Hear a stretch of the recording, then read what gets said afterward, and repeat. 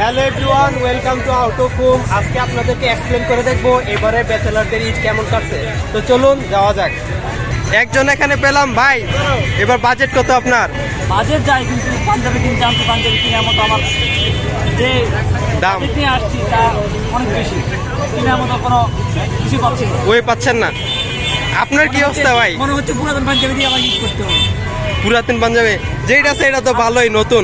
আর না হয় ভ্যান থেকে কিনতে হবে, এছাড়া তো হবে কিনতে হবে। ভাই কুমিল্লা তো ব্যান নাই। আর ভ্যান আসলে একটু দেখে আসতে হবে। ও তাইলে আপনি ওইখানে যাইতে হবে।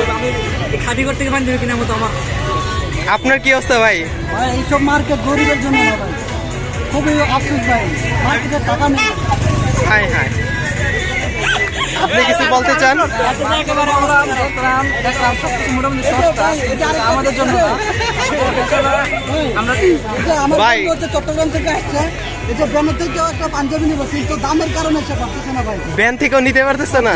এই যে ভাই ব্যাচেলারদের জন্য ভাই, তো উনার জন্য আমরা একটা দান বক্স খুলি।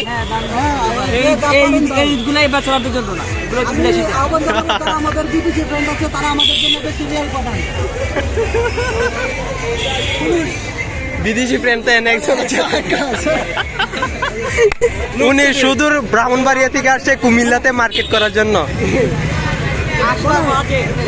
হ্যাঁ, আমি আসলাম, মার্কেট ঘুরলাম, দেখলাম মোটামুটি কাপড় সস্তা, কিন্তু আমাদের জন্য না, যাদের আয় বেড়েছে, যাদের আয় আছে, যাদের আয় বেড়েছে তাদের জন্য সস্তা, কিন্তু আমাদের জন্য না। আমরা যাই সিগারেট না গিয়ে যে টাকাগুলো জমাইতে হবে, এই টাকাগুলো দিয়ে আমরা মার্কেট করতে পারি কিনা, কিন্তু আমরা আসলে এই টাকা দিয়ে আমরা মার্কেট করার মতো মানে পরিস্থিতি না, সস্তা আর কি দামগুলো।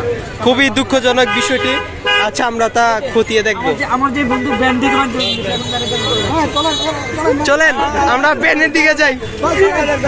যাই, আমরা এখন ব্যানের দিকে যাচ্ছি, দেখি ওখানে পাঞ্জাবির দাম কেমন।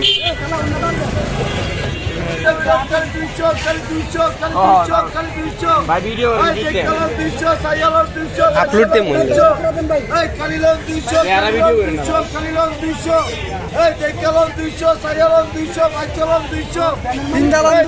আপনাদের বাজেটমূলক পাঞ্জাবি